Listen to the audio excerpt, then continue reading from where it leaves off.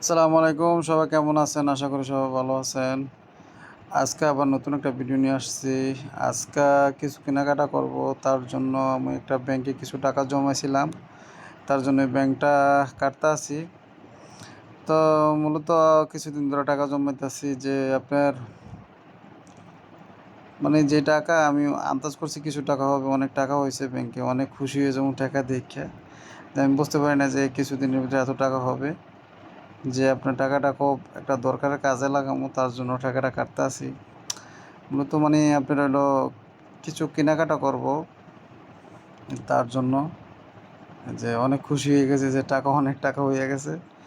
তো যারা প্রবাসী আছেন সবাই কিছু কিছু টাকা সঞ্চয়পত্র বলা হয়, অথবা কিছু কিছু টাকা জমাইবেন। জমাইলে আপনার বড় কোনো কিছু করলে একটা কাজে আসবে। আমিও খুব অল্প অল্প করে কিছু টাকা জমাইছি। আলহামদুলিল্লাহ মোটামুটি ভালো টাকা হয়েছে। আমি বুঝতে পারি না এত টাকা হবে, কেননা যে বেশি দিন হয় নাই যে জমাইছি। তো আজকে একটু প্রয়োজন, খুবই দরকার, তার জন্য টাকাটা ব্যাংকটা কেটে লাইছে। যে খুশি হয়ে যেতেছি যে টাকা আন্দাজের বাইরে। আমি মনে করছি অল্প কিছু টাকা হবে, অনেক টাকা হয়েছে। আমিও বুঝতে পারি না, অনেক দিন মানে ফালাই না, তার জন্য আন্দাজ করতে পারি না কত টাকা হবে।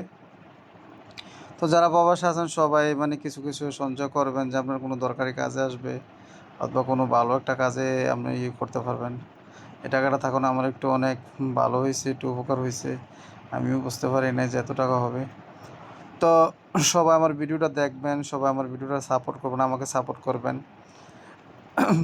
লাইক করবেন, শেয়ার করবেন, কমেন্ট করবেন, আমার চ্যানেলটা সাবস্ক্রাইব করবেন।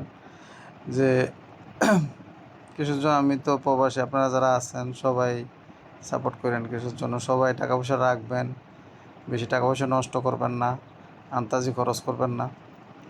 এই যে আমি জমাইছি কিছু টাকা, আমার কাজে আসছে। তো আশা করি সবাই ভিডিওটা দেখবেন। ভালো থাকেন। আসসালামু আলাইকুম, আল্লাহ হাফেজ।